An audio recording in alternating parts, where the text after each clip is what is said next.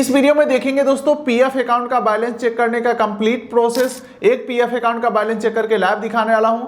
इतना ही नहीं, बैलेंस जो है दोस्तों 3 प्रकार के होते हैं। एक तो जो हर मंथ हमारे तरफ से जमा होता है, और दूसरा जो है वो हमारे नाम पे कंपनी जमा करता है, और तीसरा बैलेंस होता है सरकार जो हमारे नाम पे जमा करता है पेंशन के रूप में, या कभी कभी सरकार ब्याज वाला भी पैसा देता है। तो इन तीनों पैसे का पहचान कैसे करना है, और आपका कंपनी आपके साथ गलत कर रहा है, ज्यादा काट ले रहा है लेकिन जमा कम कर रहा है, तो ये चीजों को कैसे पकड़ोगे, ये सारी चीजों को समझने के लिए पहले आपको ये समझना होगा कि पीएफ बैलेंस आखिर चेक कैसे करते हैं। तो चलिए बेहतर जानकारी के लिए चलते हैं कंप्यूटर के स्क्रीन के ऊपर, और लाइव में आपको दिखाता हूं पीएफ अकाउंट का पैसा चेक करने का प्रोसेस। इसके लिए दोस्तों किसी भी ब्राउजर के गूगल में हमें टाइप करना है EPFO। उसके बाद ये जो पहला वेबसाइट आएगा EPFindia.gov.in, इस वेबसाइट को आपको ओपन कर लेना है। अब आपको यहाँ पे बहुत सारे मेनू आपको देखने को मिलेंगे, लेकिन आपको यहाँ पे online claim member account transfer इस ऑप्शन के ऊपर आपको क्लिक करना है, और फिर पीएफ का वेबसाइट यहाँ पे खुल के आ जाएगा। एक अलर्ट आएगा, सिंपली इसे आपको ओके कर देना है। अब उसके बाद दोस्तों यहाँ पे आपको अपना यूएएन नंबर और अपना पासवर्ड डाल देना है, और साइन इन के ऊपर क्लिक करना है।